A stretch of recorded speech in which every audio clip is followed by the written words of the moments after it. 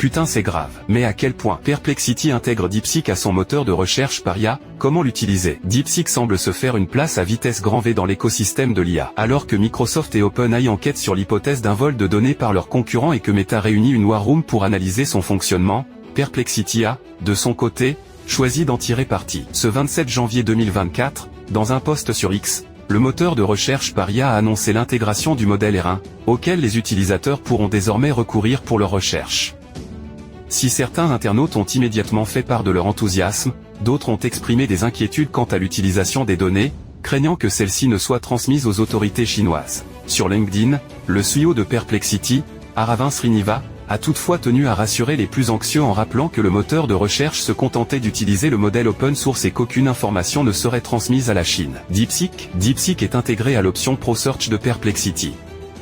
Celle-ci permet de télécharger des fichiers en illimité, de générer des images et de choisir entre plusieurs modèles de langage, dont OpenAI O1, Claude 3.5 et DeepSeek R1. Les utilisateurs de la version gratuite peuvent effectuer 3 recherches par jour via Pro Search. Pour une utilisation illimitée, il faut souscrire au plan professionnel, $20 par mois. Pour utiliser R1 dans Perplexity, la démarche est très simple. Ouvrez Perplexity. Dans le coin inférieur droit de la barre de prompt, cochez Pro. Cliquez sur Raisonnement avec R1. Entrez votre prompt. Dans l'exemple que voici, nous posons à Perplexity, avec R1, la question suivante: les réponses de DeepSeek sont-elles censurées par le gouvernement chinois? Ici, le modèle ne subit aucune restriction et commence sa réponse par « Oui, DeepSeek est clairement soumis à la censure du gouvernement chinois », avant de proposer une liste des sujets interdits. En comparaison, nous avons posé la même question au modèle R1 sur l'application mobile DeepSeek.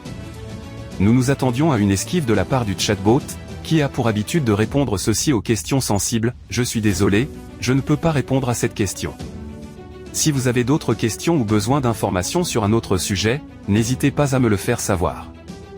Mais ici, DeepSeek a répondu avec un texte qui s'apparente à de la propagande.